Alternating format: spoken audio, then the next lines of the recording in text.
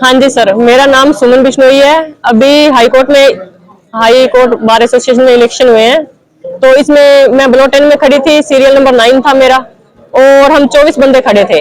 तो जब वोटिंग के बाद में जो काउंटिंग होने लगी ना, उसमें इतना ज्यादा धोखाधड़ी, चीटिंग हुई है कि जिससे हम सेटिस्फाई नहीं है। हम अपनी बार से ये डिमांड कर रहे हैं, चेयरमैन कमेटी से, इलेक्शन कमेटी से ये डिमांड कर रहे हैं कि हमारी जो ब्लॉक 10 की है ना, ओनली वो रिकाउंट की जाए और हमें इंसाफ दिलाया जाए, क्योंकि इसमें काउंटिंग बहुत ज्यादा खराब हुई है, जिससे हम सेटिस्फाई नहीं है।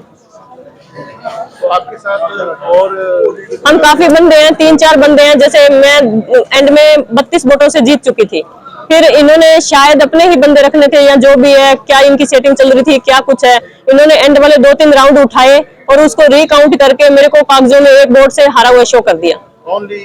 एक वोट से 32 वोटों से जीते हुए बंदे को इन्होंने एक वोट से हरा दिया।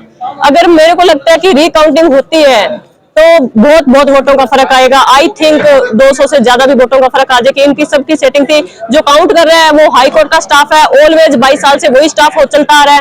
जो कमेटी बनी हुई है इलेक्शन, 22 साल से सेम कमेटी है, उसको कोई चेंज नहीं कर रहा है और सारी सेटिंग चलती है। मैं नई जनरेशन को भी ये अपील करती हूँ कि अगर वो सोचते हैं कि हम इलेक्शन में आ जाएं तो कोई बेनिफिट नहीं है। अगर आप लोगों के पास पैसे हैं, अंदर सेटिंग कर सकते हैं, तो आइए।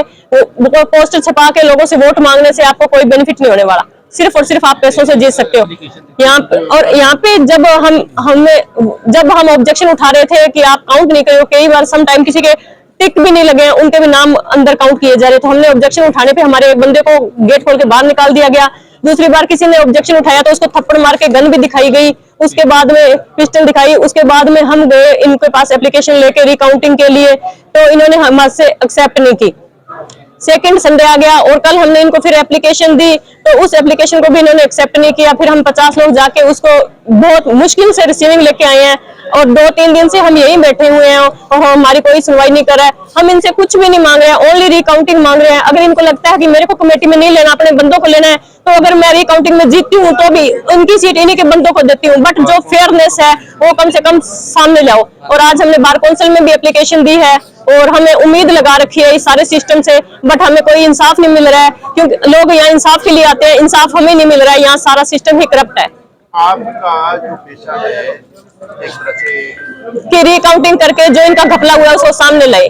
जनरल हाउस मीटिंग करा के इन द्वारा रिकाउंटिंग कराने दी बेनती कर रहे हैं। ਇਹਦੇ ਵਿੱਚ ਸੈਂਕੜਾ ਵਕੀਲਾਂ ਨੇ ਸਾਨੂੰ ਸਾਈਨ ਕਰਕੇ ਸਾਡਾ ਸਾਥ ਦਿੱਤਾ ਹੈਗਾ। ਵੀ ਵਕੀਲ ਸਾਹਿਬ ਨੇ ਤਾਂ ਥੱਪੜ ਮਾਰੇ ਕੇ ਹੁਣ ਦੱਸ ਦਿਓ ਕੀ ਕਰਨਾ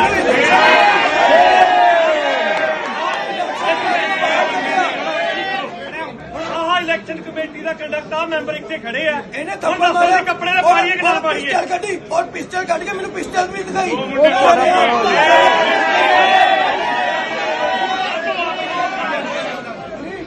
ਅੱਗੇ ਆ ਕੇ ਦੱਸ ਦੋ ਕਿਹੜਾ ਹੱਥ ਲਾਇਆ ਤੂੰ ਛੋਟਾ ਹੈ ਨਾ ਦੱਸ ਦੋ ਸਰ ਆਪੇ ਦੱਸ ਇਸ ਨੂੰ ਮੈਂ ਛੋਟਾ ਮੈਂ ਸੌਰੀ ਫੀਲ ਕਰਦਾ ਠੀਕ ਹੈ।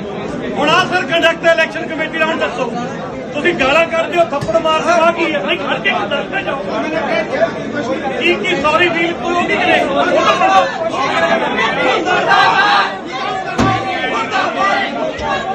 ਪਹਿਲੇ ਬੰਦੇ ਦੀ ਮਜ਼ਾਕ ਬਣਾ